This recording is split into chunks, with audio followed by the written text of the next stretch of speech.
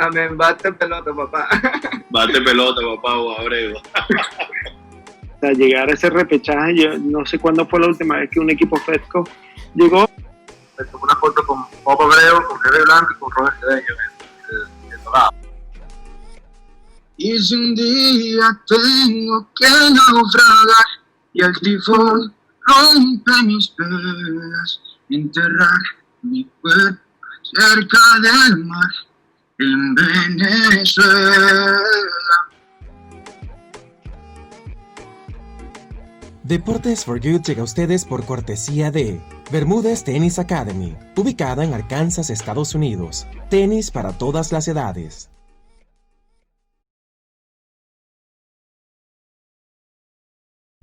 Amigas y amigos, bienvenidos a otro episodio de Deportes for Good. Mi nombre es Daniel Omaña. Hoy tengo un gran amigo, médico internista, Iván Martín. Bienvenido, Iván, ¿cómo estás? Hola Dani, ¿cómo estás? ¿Cómo te va? Bien, gracias. Gracias por la invitación y por esta excelente iniciativa que me gusta mucho, lo sigo.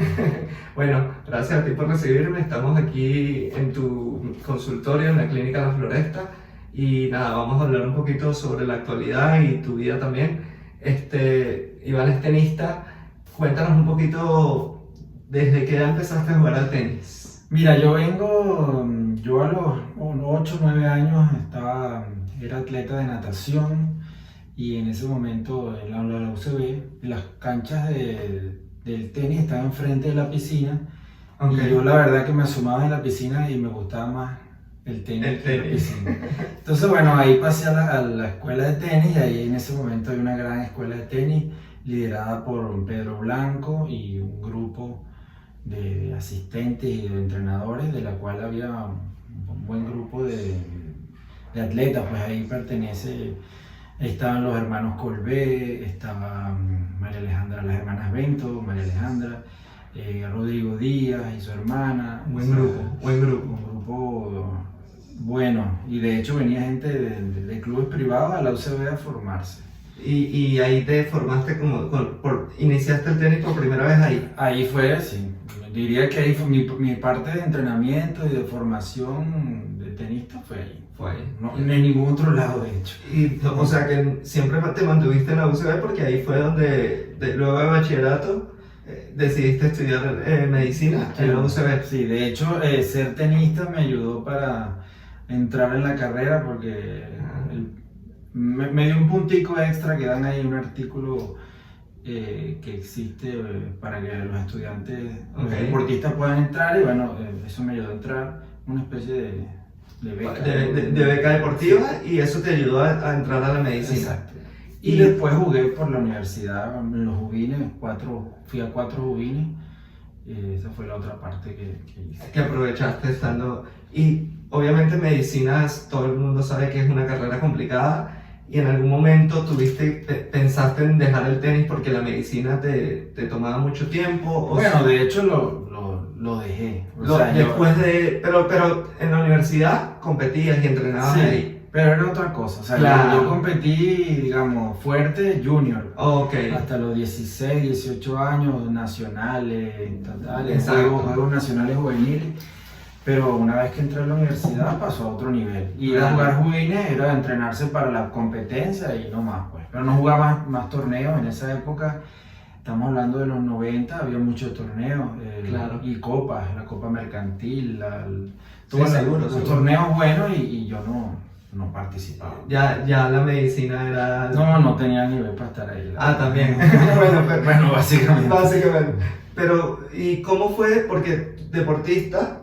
Porque tu hermana, actriz muy reconocida, tu papá es politólogo, ¿y cómo fue tú para irte por el deporte y la medicina? Totalmente distinto a tu hermana. Bueno, mucha influencia de mi hermano, que él jugaba un poquito de tenis y me fue llevando hacia el deporte y siempre me encantó el deporte, pero yo también jugaba voleibol y hacía mucho atletismo. De hecho, en atletismo también tuve una época de competencia. En los famosos, la Copa Nescao, que se jugaba en el Brigio de Iriarte. Sí, recuerdo ese nombre. Y jugué y competía 800 metros en nacionales juveniles. Entonces, bueno, jugaba voleibol, tenis y atletismo. Siempre metido en el deporte. Sí. Me encantaba. Y volviendo a la carrera de medicina en la UCB, ¿te gradúas ahí? ¿En qué año? Me gradué en el año 97. Ok, 97. Empecé en el 90, son 6 años y medio de carrera, sí. No, Más y medio año de esperar ahí, 90, sí. 97. Y luego de graduarte, empiezas también a dar clases de medicina. Bueno, en el último año de la carrera, que uno está haciendo el año de rural de pasantías, había una opción de hacer un trabajo, ¿no? Ok.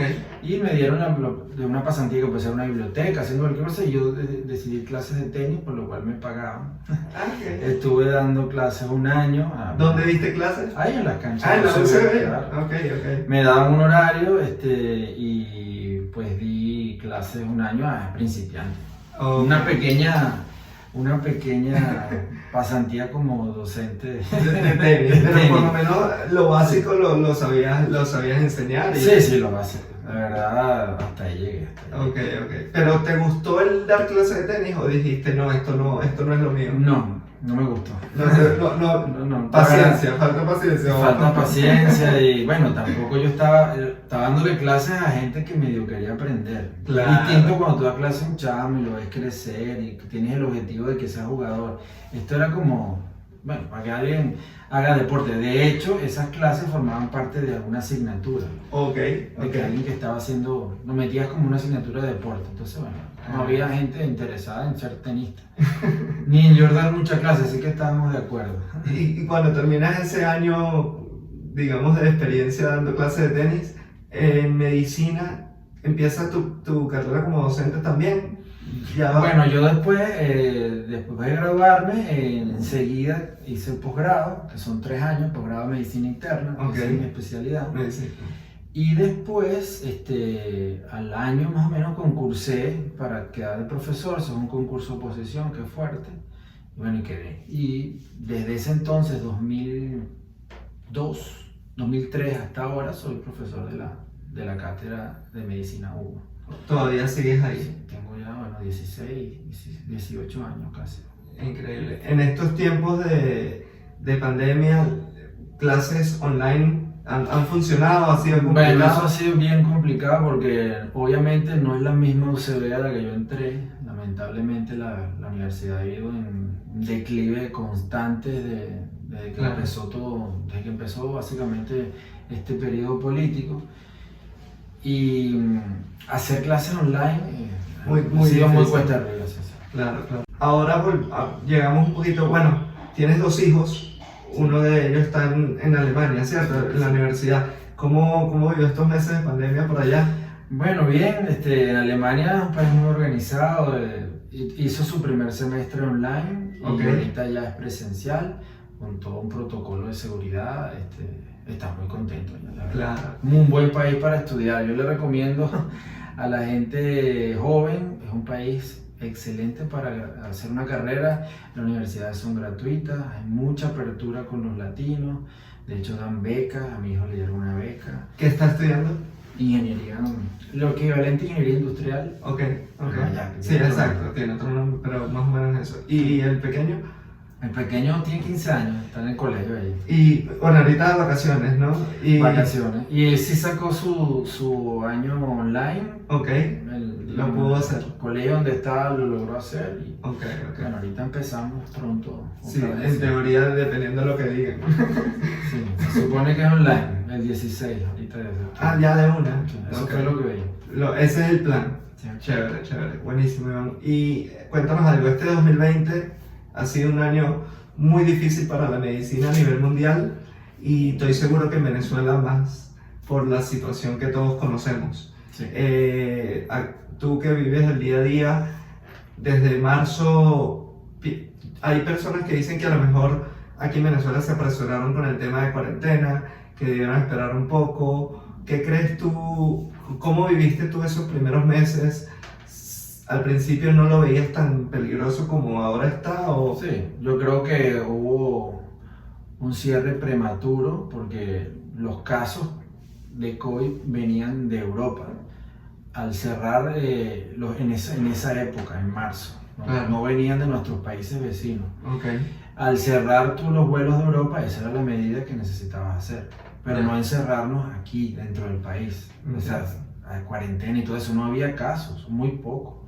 Entonces estuvimos un par de meses ciertamente haciendo medidas exageradas para lo que había.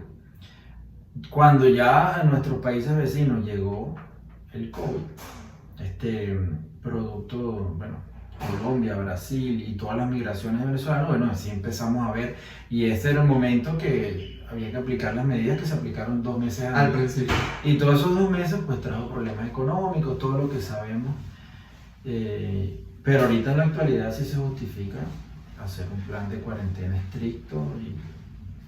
Eso es lo que la gente no lo entiende, que al principio tal vez el tema que la gente duró encerrada 2 meses, luego le dan flexibilización y creen que ya no hay nada, pero ahorita los 2 meses debieron haber sido en este tiempo. Claro, esto es como el cuento de Pedro y el lobo, tú sabes esa fábula. No. Pedro era un bromista que siempre asustaba a las ovejas y le decía que ahí viene el lobo, y el lobo no, era una broma. Y cuando el lobo llegó realmente, ya la gente no le creía. Claro. Y el lobo se comió todas las ovejas. Entonces, estuvimos 2 meses sabiendo que no había ningún caso. No había casos, nadie conocía a un paciente, tú estabas encerrado en tu casa y nadie conocía un caso de COVID cercano. Claro. Ahorita que sí los tenemos, pues la gente está confundida, nos cerramos demasiado. Muy too early. A destiempo. Sí. Totalmente, bueno. ¿Y qué mes crees tú que fue tú dices marzo y abril, no debió haber sido como fue? Porque en marzo y abril estuvimos todos en casa, todos.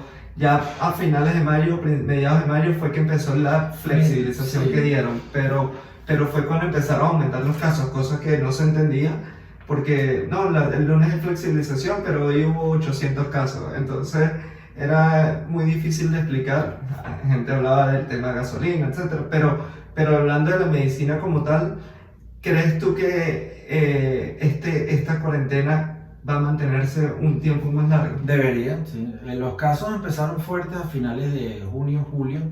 Ya en agosto estaba todo este mes que hemos pasado bien ya establecido, subiendo, y septiembre será igual.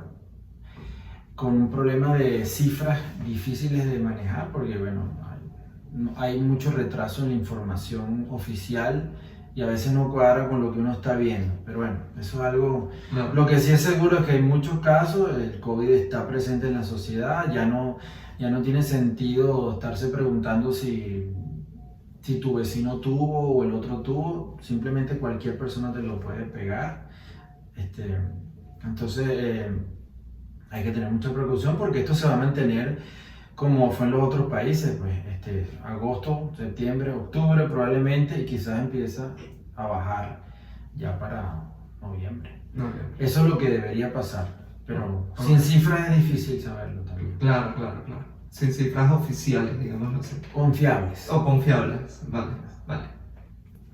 Ahora tú, Iván, como médico internista, ¿qué recomendaciones? La gente sabe, todos los días hay propagandas, hay todo, información en todos lados, el uso de la mascarilla, distanciamiento, pero tú, Iván Martín, ¿qué recomendaciones le das al mundo y obviamente a la gente del deporte, que es lo que nos ven?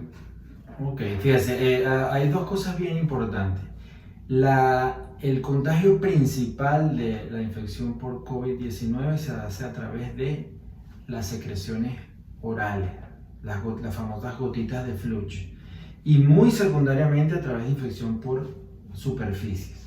Entonces no se le puede dar el mismo peso a tocar una superficie, lavar el mercado cuando llega, que a la protección, digamos, con la mascarilla, que es lo fundamental.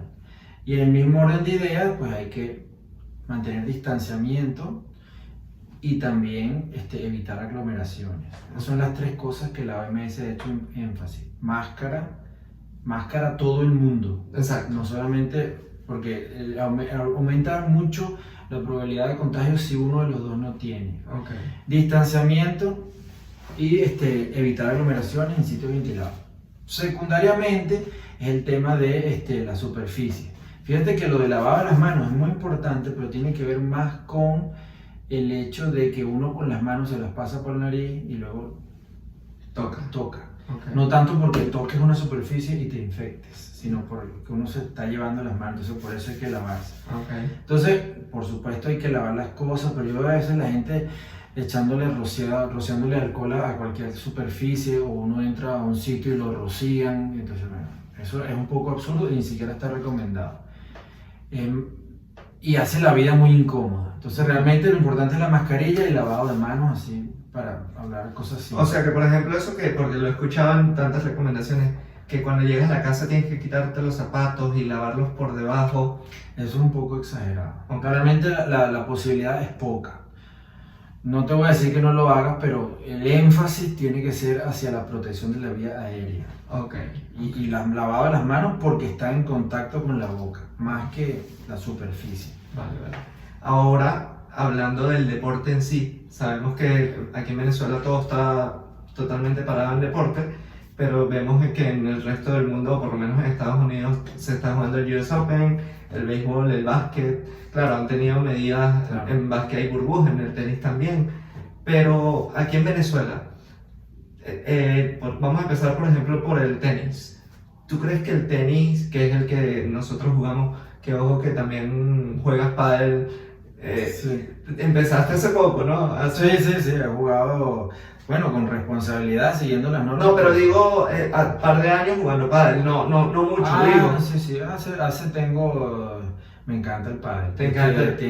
Tengo ya como 4 o 5 años, pero jugando más serio un par de años. Un par de años, y te gusta mucho. Y espero que crezca ese deporte. Aquí en Venezuela, si Dios quiere, seguro que sí. Tú también juegas pádel. Sí, claro. Entonces, lo que pasa es que no le agarro de mantenerme seguido jugando, pero sí. Bueno, hay un tema, los tenistas en el pádel tienen que hacer un cambio total. cambio mental importante a la hora de Es así. hablar 2 idiomas, tienes que pasarte el chip. El chip, totalmente. Y también que las canchas quedan al otro lado de la ciudad donde yo vivo, y eso lo complica más, pero bueno. Entonces, volviendo entre, por ejemplo, tenis y pádel, que son deportes parecidos, similares en el tema de cuánta gente juega, ¿tú crees que pueda el gobierno o dar la oportunidad a la gente de volver a hacer la disciplina? Mira, yo veo totalmente posible jugar tenis o pádel o cualquier deporte que implique distancia. Okay. Estos son deportes, tú puedes jugar tenis sencillo o incluso doble si te mantienes distancia, siguiendo las recomendaciones, y el riesgo de transmitirlo es realmente poco. Okay. O sea, deportes como tenis, pádel, golf, ciclismo y trotar, cosas, pero con un par de digamos, acotaciones, son deportes que se pueden hacer perfectamente. Y por ejemplo, softball, béisbol, porque este año se habla mucho de la liga venezolana, que si se va a dar, que si van a ser una sola ciudad. El problema es que en cualquier deporte donde haya contacto, aunque sea cercano, por un tiempo, por ejemplo, un hombre en primera base con alguien, o en el momento de que haya una jugada, ahí puede alguien objetarte algo. Ni hablar el básquet, ni hablar el fútbol, son deportes de contacto. Sí, De hecho, en estos protocolos de NBA a todo el mundo le están haciendo la PCR y les ha salido perfecto. Y si sales fuera, te vas. Te vas, tal cual, pero las últimas 2 semanas no han tenido ningún examen positivo. Claro, porque están todos negativos. Pero Exacto. si tuviera uno positivo, es un desastre. Claro. Y como eso extrapolado a la sociedad, o sea, para jugar en el día a día, son deportes que sí no se pueden hacer. Claro.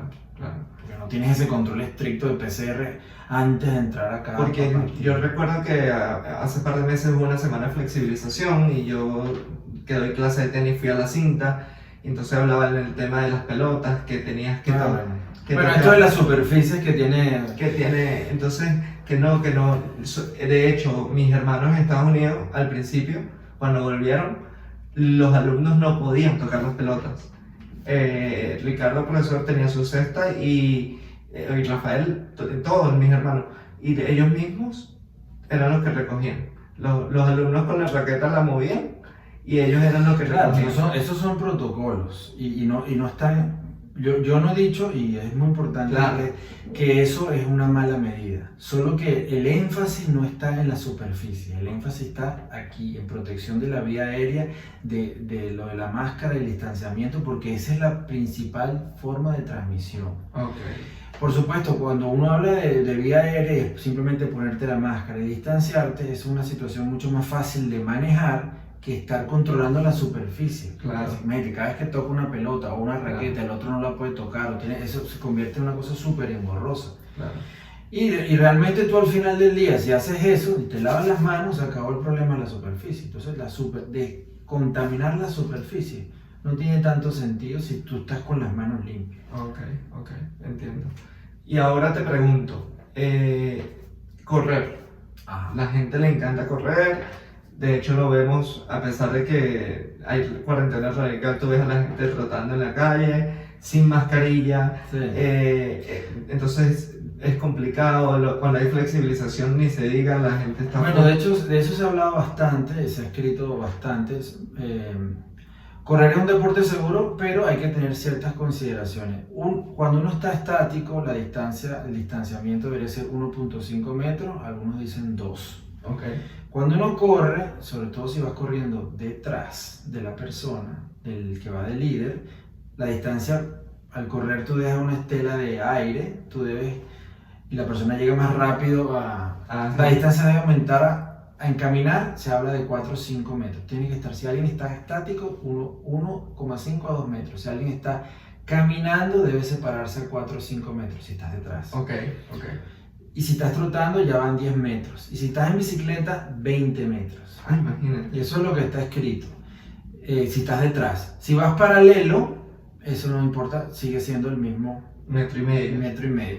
Y lo otro es ir diagonal, que Ok, también ok. puedes alejarla en el trote, me refiero, o en la Sí. bicicleta. Sí. Lo que más contagia es ir detrás, si estuviera infectado. O sea que esos grupos de ciclistas que hay 6, 7 y están todos juntos no es lo más recomendable. Deberían ir paralelo, un grupo paralelo y el siguiente grupo 20 metros más atrás, paralelos también. Paralelos también. Igual la trotada debería ser de la misma forma, no 20 metros, pero sí 10 metros, pero corriendo en paralelo y el que está adelante debería estar al menos 10 metros. Ah, imagínate. Eso es lo que está escrito y bueno. Claro. Y por ejemplo, gimnasios. ¿Tú crees que sea posible, como dices, octubre, noviembre, que esto se mantenga, que los gimnasios vuelvan a abrir? ¿O lo ves más complicado? Mira, esta ha sido una opinión personal porque no he revisado literatura con los gimnasios, pero me parece que los gimnasios deberían estar cerrados. Tienen Ok. todas las condiciones para transmisión. Espacio cerrado, ventilación no están ventilados, gente está cerca Y sudando. y sudando, entonces, no sé, creo que eso sería lo último que yo abriría, los gimnasios. Los gimnasios. Fíjate. No, bueno, el deporte al aire libre tiene mucho más sentido. Exacto, eso es lo que yo también pienso y ojalá pronto den esa oportunidad porque hay gente que todavía se ha hecho deporte al aire libre, pero saben que no pueden hacerlo muy seguido, pero siguen su protocolo. Sí, hay adaptaciones, por ejemplo, cuando puedes jugar softball con una mascarilla. Claro, Es un deporte que no te va a impedir mucho la parte de respirar. seguro. Fútbol con mascarilla o básquet lo veo complicado, pero béisbol o softball se pudiera jugar así. Sí, de hecho hay en las grandes ligas peloteros que usan su mascarilla por protección de ellos Claro. mismos. Y lo que tú dices, cuando están en primera base, a veces se ve que llega el corredor a primera y el corredor y el primera base se ponen la mascarilla. Exacto. Y adiós el saludo pelotero, Sí, nada de eso. eso ya no existe, de hecho ni entre los jugadores, solo choques al aire. Claro, eso es mucho más para mandar mensajes. ¿no? Totalmente, Pero totalmente. Está bien. Porque de hecho el fútbol también en Europa volvió, claro, metió un gol al equipo, se abrazaban, pero se sabe también que ellos están juntos todo el Claro. entrenamiento. Y le hacen una proteína, una cadena polimerasa cada día. Imagínate. Cada día, y eso se mantiene, imagínate pero imagínate tú los costos de hacer una PCR cada día y cuando uno sale positivo lo sacan, es un control muy estricto. Sí, claro. Eso no es aplicable al deporte amateur. Ok, entiendo. Con respecto a ese control que tú dices, hablan mucho de la vacuna. ¿Qué has podido leer? ¿Qué nos puedes decir sobre esa posibilidad en el mundo de una posible vacuna? Bueno, ojalá esa posibilidad llegue pronto. Las vacunas tienen que esperar porque tienen un gran problema las vacunas que son tratamientos preventivos. Ok, Y cuando tú tienes que prevenir algo diferente que curar algo, ok. tú tienes que estar muy seguro de que la vacuna no tiene efectos adversos que sean importantes, porque tú estás previniendo algo. Entiendo. Es distinto que tú tengas una enfermedad y estés grave y yo te tenga que poner un tratamiento porque te tengo que salvar. Ok, Y entonces a lo mejor tú lidias con el efecto adverso. ok. Pero con una vacuna, con un tratamiento preventivo, tienes que ver qué previene más, la vacuna o que sigamos con las medidas de prevención, de aislamiento y todas estas cosas. Ah, Esa es la balanza. La vacuna tiene que ser segura, muy Ok. segura. Y eso se tarda porque tienes que exponer a gente que no está enferma a la enfermedad. ya Y eso es entiendo. lo que llaman los estudios fase 3. Y Claro. ver en el tiempo si no hay efecto adverso. Entonces eso se tarda un ratico. Ok, ok. Con respecto a las que hay, bueno, hay mucha guerra de información, la vacuna rusa, las vacunas de los laboratorios europeos y los norteamericanos, que aparentemente ya están en fase 3, y ojalá para el año que viene, en enero, tengamos ya unas posibilidades Bueno, ojalá. de ojalá. vacunación. Buenísimo. ¿Y tú en este tiempo aquí en la clínica sigues atendiendo a tus pacientes? ¿El trabajo ha mermado un poco o más bien ha sido un poquito más? Mira, yo estoy haciendo particularmente mucha consulta por teléfono, Ok. online o por Zoom o de las diferentes plataformas que hay, sobre todo los pacientes COVID que se pueden manejar perfectamente por ahí. Ok. Aquí la consulta en mi consultorio es muy dirigida, el paciente llega y entra directamente sin esperar allá afuera, Claro. y pocos casos, y bueno, los hospitalizados, que bueno, ahí eso hay que atenderlo. Entiendo. Tenemos un área COVID para acá y también pacientes para no COVID. Están separadas y con todo el protocolo que es bien engorroso. Y lo que me dijiste que casualmente ayer desinfectaron todo el consultorio y lo están haciendo en todos lados para eso mismo, para ayudar un poco. Sí, todo el tiempo se está haciendo esas medidas. Bueno, ojalá pronto podamos vernos, pero en una cancha de tenis Ojalá. y como debe ser, o de pádel también. O de par. De seguro. Ahora vienen unos datos curiosos, algo jocoso. ¿Listo? Ok. Dale. Datos curiosos con el doctor Iván Martín. Tu primera raqueta de tenis. Una Slasinger de madera, que era de color anaranjado. Pesada, ¿no? Una barbaridad. Raqueta actual. La Bauer Pure Drive. Okay. ¿Tu tenista favorito? Roger Federer. Ahora te voy a preguntar, ¿qué te gusta más, tenis o pádel? No, el tenis es el deporte madre. Ok, Y yo he practicado cuanta cosa con raqueta hay ok. que sucedánea del tenis, pero bueno, el tenis sigue siendo... Para ti, ¿no? Sí, sí, claro. Ok. Equipo de béisbol en Venezuela. Tiburones de la Guaira, aunque mal pague. Este es el año. Siempre el año. Siempre Y no el año. cree. Está buena esa. Ok. ¿Algún atleta favorito? Mira, Usain Bolt. Usain Bolt. Por cierto, viste, dio positivo. Ah, sí. Por una fiesta que hizo de cumpleaños ahorita en agosto, Ah, bueno. sin las medidas. Ahí está.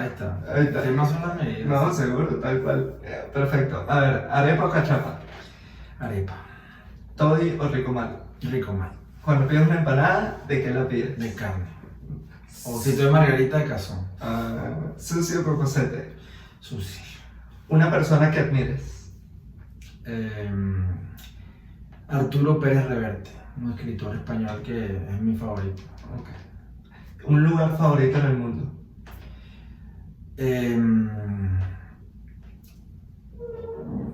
Madrid. Madrid. ¿Te gusta Madrid? Perfecto. Bueno, estos fueron datos curiosos con Iván Martín. Iván, te quiero dar las gracias por tu tiempo, por atenderme y por excelente charla. Nada, te doy la palabra para que te despidas. Bueno, no, gracias a ti por esta oportunidad. Somos todo el mundo del tenis y Dani siempre ha sido un exponente a nivel local importante y ahorita ejerciendo su profesión le agradezco que nos esté impulsando, pues.